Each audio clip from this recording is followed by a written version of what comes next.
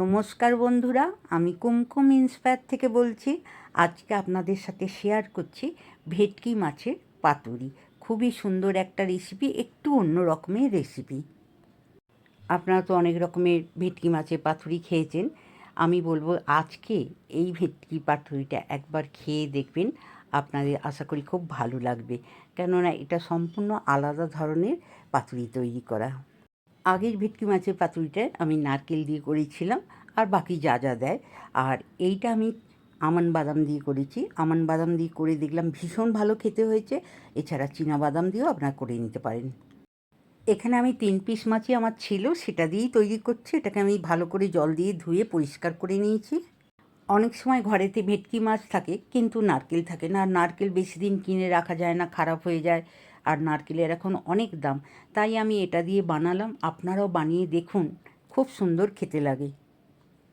আমি পাতুরি তৈরি করার জন্য এখানে নারকেলের পরিবর্তে আমি কতগুলো আমন্ড বাদাম ভিজিয়ে দিয়েছিলাম, সেটা পেস্ট করে নিয়েছি। আর 2 থেকে 3টে কাজু বাদামও নিয়েছি, নিয়ে একসাথে পেস্ট করে নিয়েছি। এখানে আমি মাছের মধ্যে হাফ চামচ লবণ নিয়ে নিলাম, আর নিয়ে নিলাম সামান্য একটু হলুদ। আপনারা সাদাও করতে পারেন হলুদ ছাড়া। আমি একটু হলুদ ভালো করে নুন আর হলুদটা মাখিয়ে নিলাম। পাতুরি তৈরি করার জন্য নিয়েছি বড় চায়ের চামচের 1 চামচ কালো সর্ষে, আর বড় চায়ের চামচের 1 চামচ সাদা সর্ষে, আর 1 চামচ পোস্ত। সব একসাথে নিয়ে ভিজিয়ে রেখেছিলাম 10 মিনিট। তারপরে আমি এটাকে পেস্ট করে নেব। এখন নিয়ে নিলাম এর মধ্যে সামান্য একটু লবণ আর সামান্য একটু তেল। পেস্ট করা আমার হয়ে গেছে। দইটা আমি ফেটিয়ে রেখেছিলাম, এর মধ্যে দিয়ে আরও একবার আমি এটাকে মিক্সিতে দিয়ে নিলাম।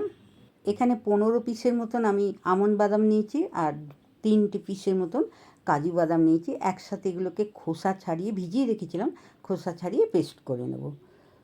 বাদামগুলো বেশ কিছুক্ষণ ভিজিয়ে দিলে খুব সুন্দর খোসাটা উঠে যায়। আগের দিন রাত্রে ভিজিয়ে রাখলেও হবে, বা 20-25 মিনিট আগে ভেজালেও হবে।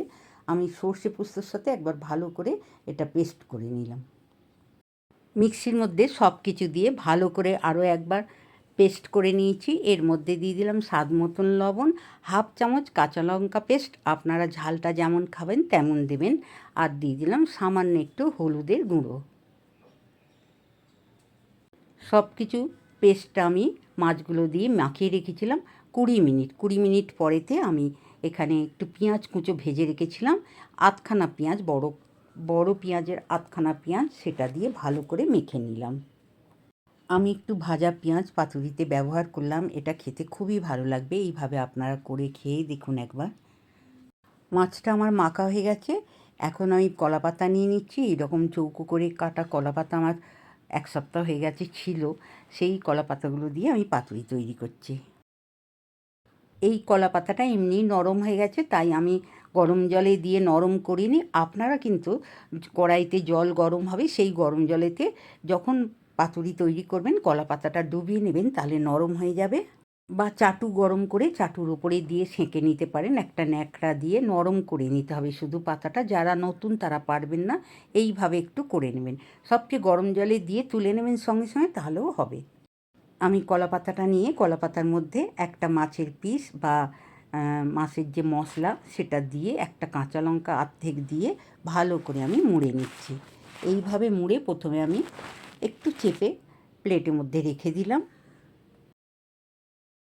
ঠিক ওইভাবে আরও একটা পাতুরি আমি কলাপাতার মধ্যে দিয়ে দিলাম, দিয়ে মশলাটা ভালো করে এর উপরে আর একটু মশলা দিয়ে, আর কাঁচা লঙ্কা আধখানা দিয়ে দিলাম।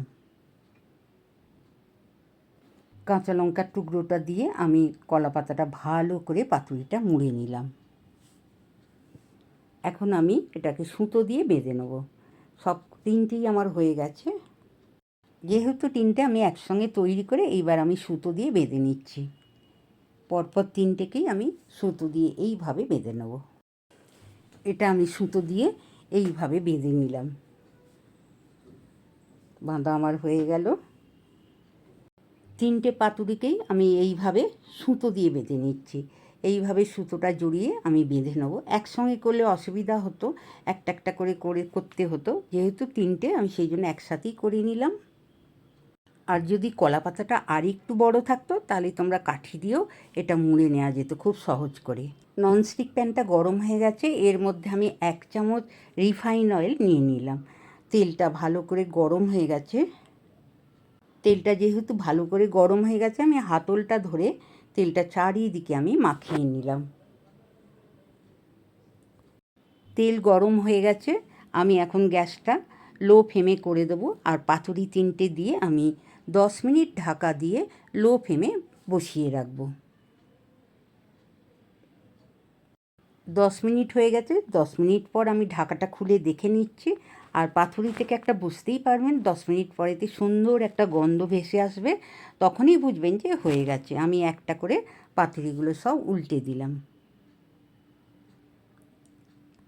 ওপরের পিঠটা তৈরি হয়ে গেছে, আমি উল্টে নিলাম। এখন নিচের পিঠটা তৈরি করার জন্য 5 থেকে 7 মিনিট ঢাকা দিয়ে রাখলেই হবে লো ফ্লেমে, আর বেশি দরকার নেই। এটাও আমার 5 মিনিট হয়ে গেছে। 5 মিনিট পর দেখে নিচ্ছি, গন্ধ চারিদিকে ছড়িয়ে গেছে, সেই জন্য আপনারা বুঝেই যাবেন যে এটা তৈরি হয়ে গেছে। আমি প্লেটে তুলে নিচ্ছি। পাতুরি আমার তৈরি হয়ে গেল, আমি সব কটাই প্লেটের মধ্যে তুলে নিলাম। খুব সুন্দর একটা পাতুরির গন্ধ ছাড়ে, সকলেই বুঝতে পারবে যে পাতুরি হচ্ছে। তৈরি হয়ে গেল আমার পাতুরিগুলো। আমার পাতুরি 3টেই হয়ে গেছে, আমি তো বেশি করিনি, 3টে করেছি। অতএব একটু ঠান্ডা করতে দিয়েছিলাম, এখন ঠান্ডা হয়ে গেছে। আমি একটা আস্তে আস্তে খুলে দেখিয়ে দিচ্ছি।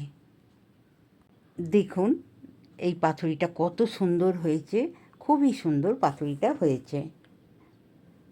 দেখতেই পাচ্ছেন কত সুন্দরভাবে পাতুরি হয়েছে, এখনও গরম আছে। একটা পিস পাতুরি আমি প্লেটের মধ্যে তুলে নিলাম। তুলে নিয়ে একবার দেখিয়ে দিই যেটা ঠিকঠাক হয়েছে কিনা পাতুরিটা। আমি একটা পিস পাতুরি কাঁচের প্লেটে তুলে নিলাম, আপনাদেরকে এটা দেখাবো বলে। দেখুন কত সুন্দর ভাপাটা হয়েছে, পাতুরিটা তৈরি হয়েছে এত ভালো। ছোট মাছ হলে কী হবে, ভীষণ সুন্দর মাছটা।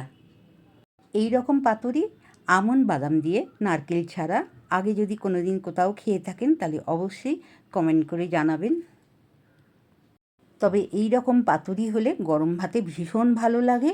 আমার মাছটা তো বিশেষ কিছু বড় ছিল না, ছোট মাছই, আপনারা দেখেই বুঝতে পারছেন, কিন্তু এটার টেস্টটা প্রচণ্ড ভালো, খেতে খুবই ভালো লেগেছে।